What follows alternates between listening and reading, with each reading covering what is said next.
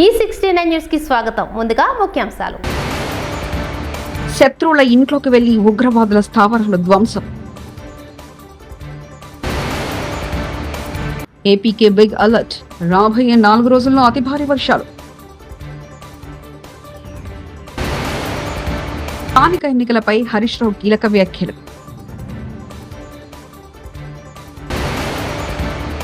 ఏ డైలాగైనా అవలీలంగా చెప్పే గొప్ప నటుడు కోట శ్రీనివాసరావు, మోహన్ బాబు. ఆంధ్రప్రదేశ్లో రాబోయే 4 రోజుల పాటు పలు జిల్లాలో భారీ నుంచి అతి భారీ వర్షాలు కురిసే అవకాశం ఉందని వాతావరణ శాఖ తెలిపింది. బంగాళాఖాతంలో ఉపరితల ఆవర్తనంతో పాటు ద్రోణి ప్రభావం కొనసాగుతుందని, దీనివల్ల భారీ వానలు పడే అవకాశం ఉందని విశాఖ వాతావరణ కేంద్రం అధికారులు వెల్లడించారు. భారత పార్లమెంట్ వర్షాకాల సమావేశాలు నేటి జూలై 21 నుంచి ప్రారంభమయ్యాయి. ఈ సందర్భంగా ప్రధానమంత్రి నరేంద్ర మోదీ పార్లమెంట్ ప్రాంగణం నుంచి ప్రసంగించారు. దేశ భద్రత, సైనిక శక్తి, ఆర్థిక వ్యవస్థ, సైన్స్ అండ్ టెక్నాలజీ, వ్యవసాయ రంగంలో జరుగుతున్న అభివృద్ధి గురించి ఆయన మాట్లాడారు. जो पानी का भंडार हुआ है इस बार वो करीब 3 गुना हुआ है, जिसका आने वाले दिनों में भी देश के अर्थतंत्र को बहुत लाभ होगा। साथियों, ये मॉनसून सत्र राष्ट्र के लिए ये बहुत ही गौरवपूर्ण सत्र है। ये मॉनसून सत्र राष्ट्र के लिए एक अपने आप में विजयोत्सव का रूप है।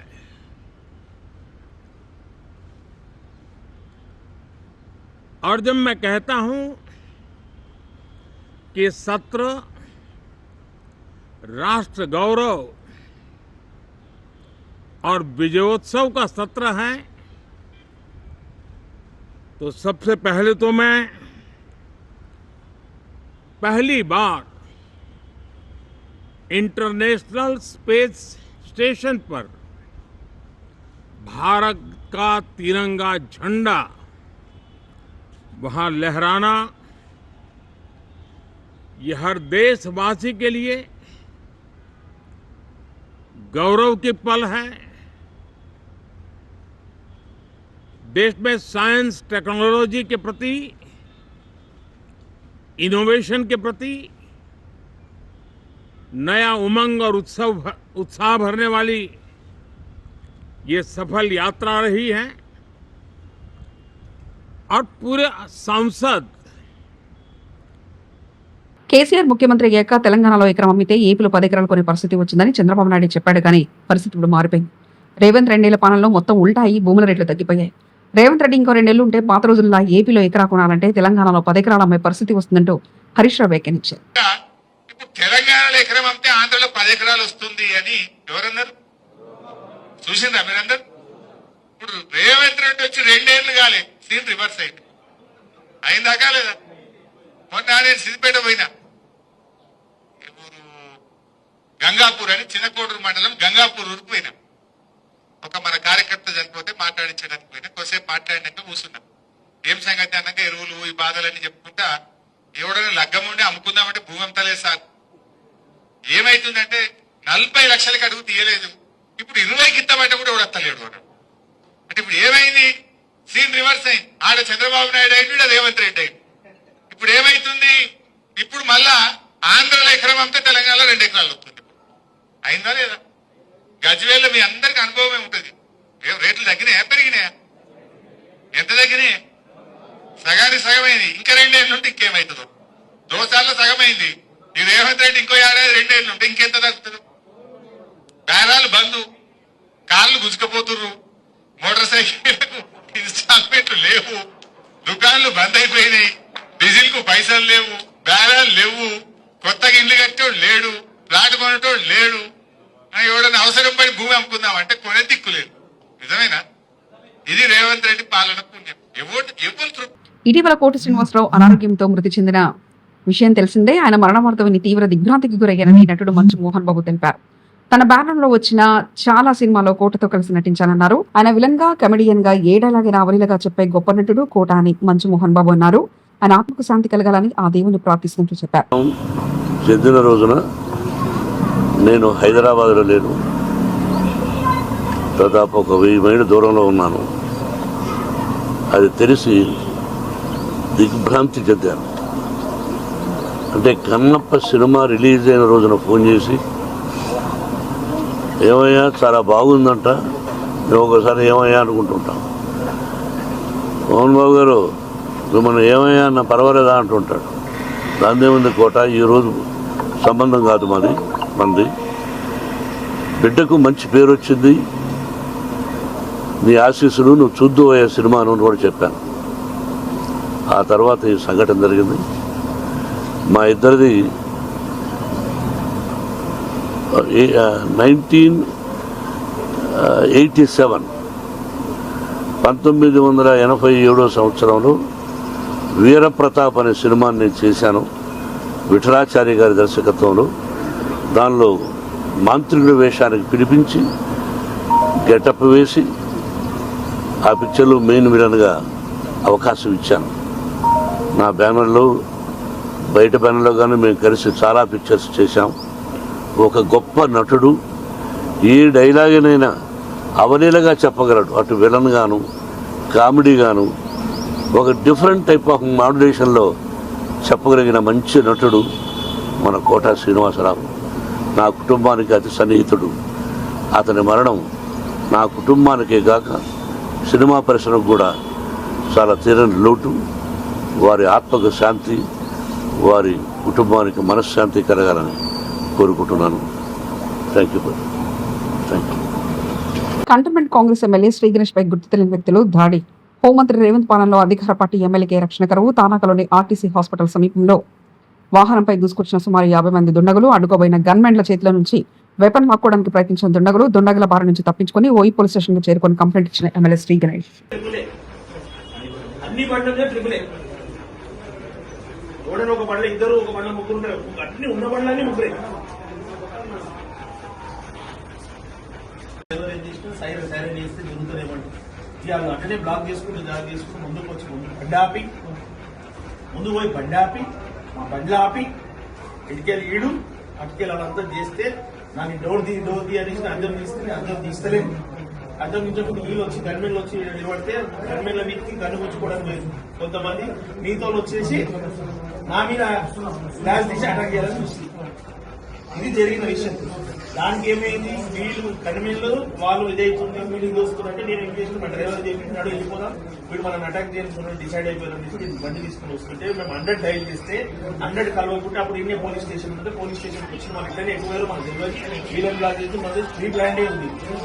ఇది ఎవరు ఉన్నా కూడా యాక్షన్ తీసుకోవాలి. యాక్షన్ తీసుకోవాలి పోలీస్ స్టేషన్. ఆర్మీ అభ్యర్థులకు ఉచిత శిక్షణ ఇవ్వడం అభినందనీయం. ఉప్పల వెంకటేష్ గుప్తా.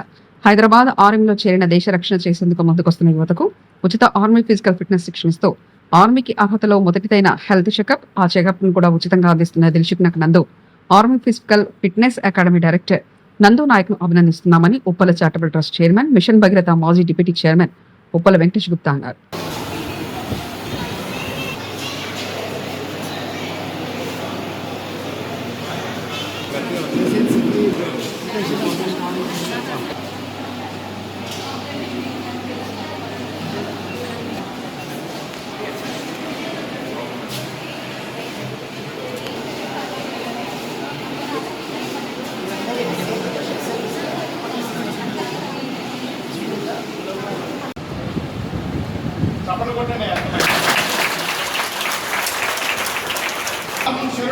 కూడా రిలీజ్ అవుతాయి.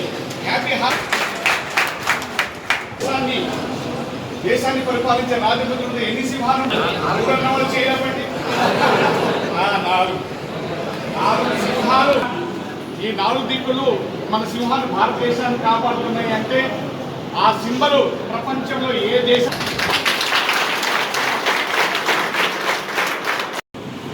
ఉపాధి ఉద్యోగ అవకాశాల వైపు మళ్ళిస్తూ కొన్ని సంవత్సరాల నుండి మిత్రుడు నాకు పరిచయమైన తర్వాత ఆ సందర్భంలో నేను ఏదో అనుకున్నా 100, 200, 300 మందో అక్కడ ఏదో ట్రైనింగ్ అవుతుంది అనుకున్నా.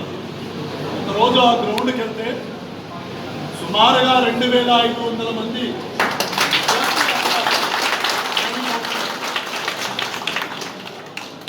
ఎంతోమంది పేద కుటుంబాల నుంచి వచ్చిన విద్యార్థులు, తల్లిదండ్రులు కూలి నాలు చేసుకుంటున్న నన్ను బ్రతుకుల నుంచి అన్నా చదువుకున్నాం ప్రభుత్వ పాఠశాలలలో, కేంద్రీయ పాఠశాలలలో, రెసిడెన్షియల్లో మా అమ్మా నాన్న బ్రతికించలేకపోతున్నారు, మేము ఈ చదువును నిలబెట్టుకోలేకపోతున్నాం, మాకు జీవనాధారం కావాలి, నేను ఎస్ఐ కావాలి, కానిస్టేబుల్ కావాలి, ఆర్మీలో సెలెక్ట్ కావాలి, జీడీ కానిస్టేబుల్ కావాలని కోరిక ఉన్న విద్యార్థులతో ఇంటరాక్ట్ అయినా శ్రీకాంత్ కూడా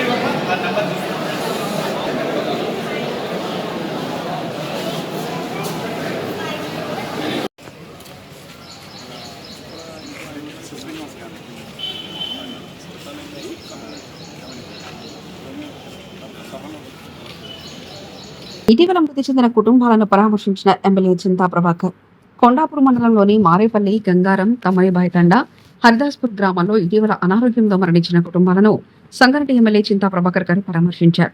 వారి కుటుంబాలకు బీఆర్ఎస్ పార్టీ అండగా ఉంటుందని ఎమ్మెల్యే చింతా ప్రభాకర్ గారు ధైర్యం చెప్పారు. ఏ సమస్య ఉన్నా తన దృష్టికి తీసుకురావాలని, తాను అండగా ఉంటానని భరోసా కల్పించారు.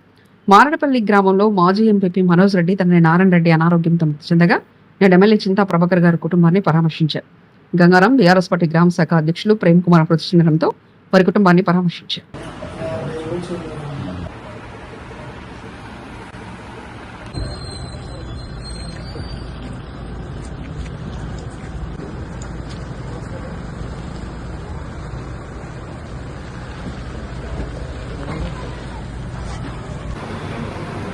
ఫిట్స్ వచ్చింది సార్, రాత్రి 12:30 ఫిట్స్ వచ్చింది. ఫిట్స్లోనే మనకు వాళ్ళకి ఎంత చెప్పిన వాళ్ళు మనకు సపోర్ట్ చేయాలి. శత్రువుల ఇంట్లోకి వెళ్లి ఉగ్రవాదుల స్థావరాలు ధ్వంసం. ఏపీకే బిగ్ అలర్ట్, రాబోయే 4 రోజుల్లో అతి భారీ వర్షాలు. స్థానిక ఎన్నికలపై హరీష్ రావు కీలక వ్యాఖ్యలు.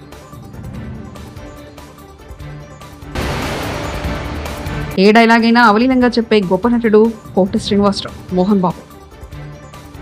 ఈ 69 న్యూస్ ఇంతటితో సమాప్తం. చూస్తూనే ఉండండి ఈ 69 న్యూస్.